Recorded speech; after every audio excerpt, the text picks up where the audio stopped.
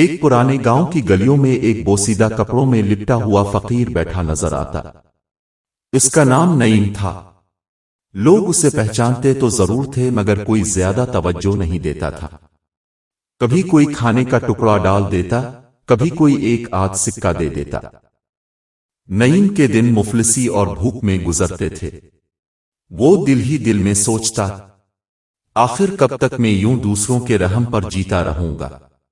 اگر قسمت نے ساتھ نہ دیا تو شاید قبر تک یہی حال رہے گا۔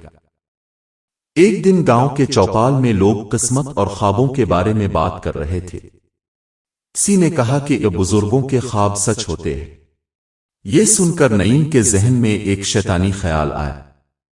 اس نے سوچا کہ اگر میں یہ کہہ دوں کہ مجھے خواب میں ایک بزرگ نے ایک راز بتایا ہے تو شاید لوگ مجھ پر یقین کر لیں۔ وہ رات بھر بیٹھا اس جھوٹ کو اپنے دماغ میں گڑھتا رہا۔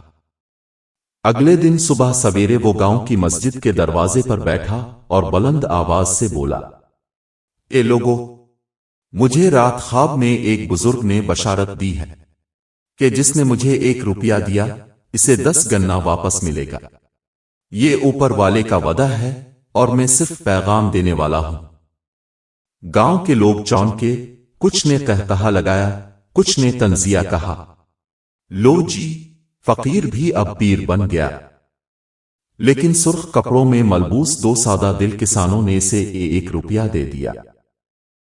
اگلے دن انہی کسانوں میں سے ایک کا بیل اچانک دوگنی طاقت کے ساتھ کھیت جوتنے لگا اور فصل زیادہ نکلی، اور دوسرا کسان خوش ہو گیا کیونکہ اس کی شہر میں سبزی زیادہ داموں میں فروخت ہوئی۔ وہ دونوں بھاگتے ہوئے آئے اور پورے گاؤں میں شور مچا دیا کہ فقیر سچا ہے اور اس کی بات میں حقیقت ہے۔ اب لوگ 1 روپیہ دینے کے بجائے 5، 10 اور 100 روپے دینے لگے۔ نعیم بھی ہر بار دعائیں دیتا اور کہتا، اللہ تمہیں برکت دے گا۔ لوگ جب چھوٹے چھوٹے اتفاقی فائدے پاتے تو اسے فقیر کی دعا کا نتیجہ سمجھتے۔ یوں نعیم کی جھوٹی کرامت کا چرچا پورے گاؤں اور آس پاس کے دیہاتوں میں پھیل گیا۔ چند ہفتوں بعد نعیم نے لالچ میں آ کر اپنی حکمت عملی بڑھا دی۔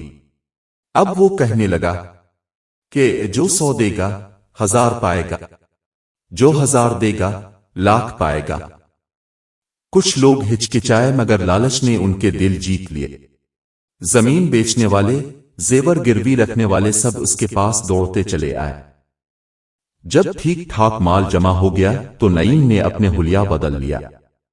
اس نے پرانے پھٹے کپڑوں کی جگہ نیا سفید ریشمی لباس پہن لیا، جھونپڑی چھوڑ کر اینٹوں کا مکان بنا لیا، نوکر چاکر رکھ لیے، اور پھر لوگ اسے پیر صاحب کہنے لگے۔ گاؤں کے امیر لوگ بھی اس کے در پر سلام کرنے آنے لگے۔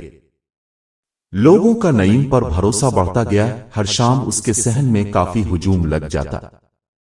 اب نعیم کے لہجے میں عاجزی کے بجائے غرور آنے لگا۔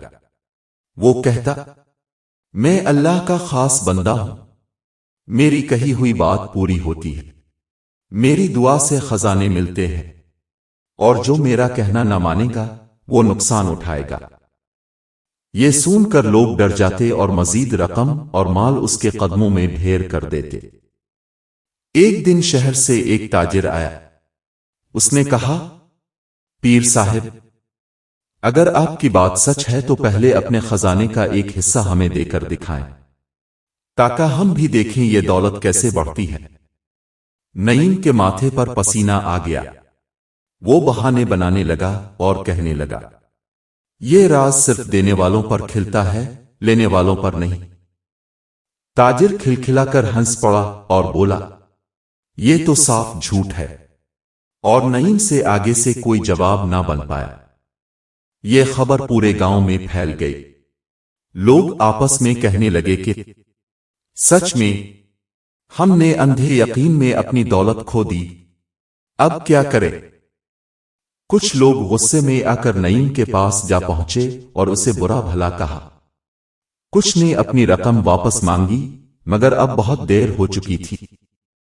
اب نعیم کے پاس دولت تو تھی مگر عزت اور سکون رخصت ہو چکا تھا۔ لوگ اب اس پر اعتبار نہیں کرتے تھے۔ وہ تنہا رہ گیا تھا۔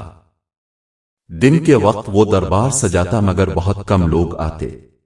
वो सोचता कि काश मैं सच्चाई पर कायम रहता तो इज्जत भी होती और सुकून भी रहता। ये कहानी हमें ये सबक देती है कि झूठ वक्ती फायदा तो दे सकता है, लेकिन इसका अंजाम रुसवाई है। लालच अंधा कर देता है और अक्ल छीन लेता है। असल दौलत ईमानदारी और सच्चाई में है।